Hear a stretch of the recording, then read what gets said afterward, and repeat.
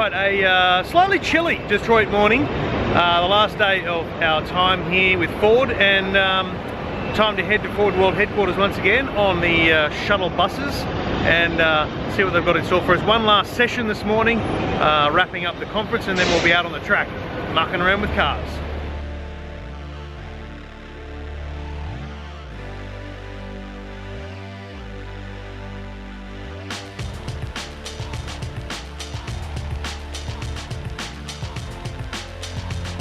Alright, back inside Ford headquarters at the auditorium, where we're going to hear from great-grandson of Henry Ford himself, Bill Ford, the chairman, about Ford, and then we'll head out to the track. Why Ford? Why now? I have the extreme honor to introduce Bill Ford, the executive chairman of Ford Motor Company, and Andy Serwer, the editor-in-chief for Yahoo Finance. Please join me in welcoming them to the stage. Thank you. It's great to see you. Thanks, Andy. It's good to be here. So let's just jump right in and talk a little bit about what you do in your role as executive chairman of Ford. Well, a little bit of everything. One of the biggest roles is to look forward, and it always has been. So what are the exciting things going on at Ford, just in terms of old-fashioned vehicles that you drive yourself? We'll get to the other stuff in a minute, but just cars and trucks. I mean, first of all, I'm driving now the Focus RS, which to me is about as much fun as it's like driving a video game. You just point it and go, and of course we've got drift mode and all those things that I probably shouldn't be doing, but can't resist. We've made our announcements on autonomous vehicles, and many of you I think have had a chance to get in the autonomous vehicles, and it's real. I mean, it's the technology is coming, and some of it's already here. All right, I got one more for you. How about this? As a slogan, have you been driven by a Ford lately? What do you think? That's not bad. All right, you have it. Thank you. Thanks,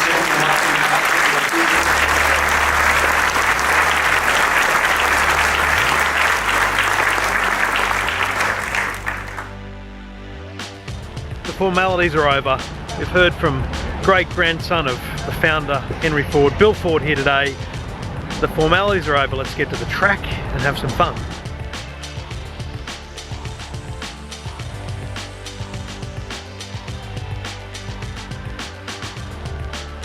So we have some activations over here to, I guess, your left. We have Super Duty adaptive steering, we have Focus RS ride and drive, as well as F-150 drive. And on your right, we have Fusion adaptive cruise control and Fusion Sport, as well as our entire commercial vehicle lineup. So if you have any questions, there are plenty of Ford people outside. Feel free to ask us and enjoy. Rightio, we made our way out to the Ford Dearborn Development Centre. There's actual production test cars out here running around the circuit in camouflage, but there's also a bunch of stuff for us to have a look at, for us to drive and to understand some Ford tech. Let's have some fun. What you're going to be driving here, we have 4 RS Focus, okay? We're going to take a timed lap around a course. We're aiming for 38 seconds. That's the plan, and we're the first ones out, so we'll see how we go.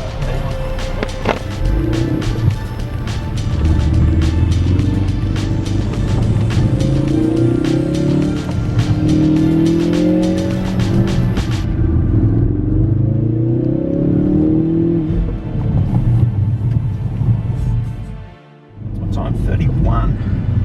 Hit a 31 second. We're aiming for 38. So the idea is actually take it easy. Goodness me.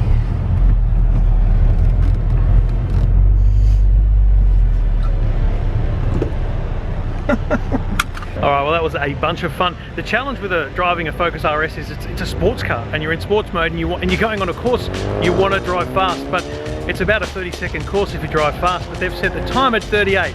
So great fun trying to actually maintain your speed and hit a target time.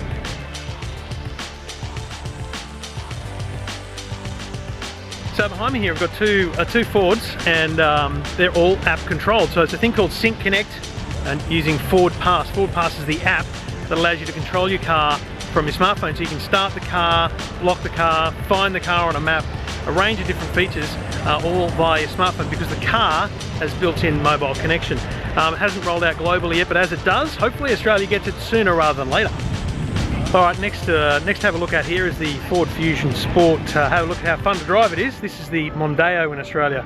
Not sure if these variants will come to Australia, but hey, we'll have a fun drive anyway. Have fun.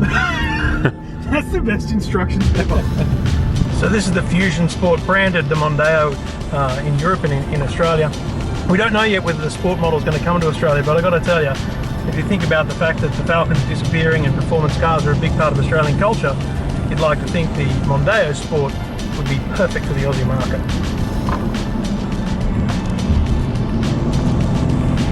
Now, if you can imagine a Falcon Ute over my shoulder, there's no Falcon Ute here, but the Paul Hogan line, that's not a Ute, that's a truck. So this is an F350 Ford truck. These things sell in huge numbers across America. The F150 itself is a bigger truck than you'll ever see in Australia. They've got the 250, the 350. These things sell in big numbers here. People in America, they're towing RVs that they camp in, and they have quad bikes and off-road bikes in. They're towing their horse vehicles. They're towing everything here in America, because these things are basically like commercial trucks, as we would know a semi-trailer. The F350 super heavy duty, an unbelievable bit of kit from Ford. Now, what about this for a stat? 1 in every 2 commercial vehicles sold in America is a Ford. So Ford vans, super big trucks, everything possible in the commercial range. And we're not even talking about what they call trucks, the F-150s and things like that. We're talking about these vans and super large trucks. So 1 in every 2 commercial vehicles in America is a Ford. Alright, so we're looking at some commercial vehicles, the things you'd be familiar with, a good old Tonka truck. Well, have a go at this, hey? That's a Tonka truck. This is the Ford F750, which is actually now made in the USA, which is a big deal for Ford. They can put their own engine and powertrain in it. The F750 here in Tonka livery, made in the USA.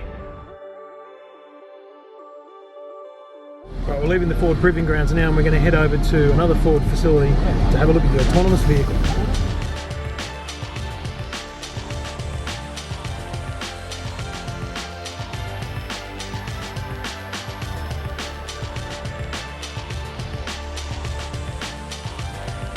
Alright, we're now at the Ford Product Development Centre back in Dearborn, and we're here to have a look at and get a ride in an autonomous car. That's one of them just over my shoulder. They're about to drive around on a public road on its own. People inside it are just monitoring it. It's out there, fully autonomous. And now we've got some oncoming traffic, and we've already started to get into the intersection here. So now he gets out of the way and we go ahead. Yeah.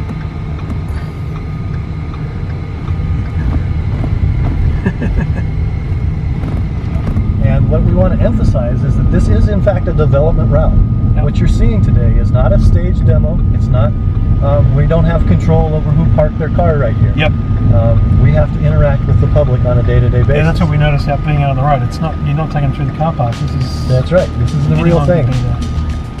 Alright, so that's been an awesome experience. Just actually got to ride around a pre-programmed course in an autonomous car. Now these are real world situations. These are Ford Fusions that have been equipped with all the autonomous gear. In the front seat, the passenger in the car was an engineer who had a real-time view of the computer diagnostics. Unbelievable. And the whole course was pre-programmed, but it's not a closed course. Public space, so there's actually people driving around, walking around, causing the computers to think and rethink their situation. An unbelievable experience, and very glad to have tried it and watch it evolve from here.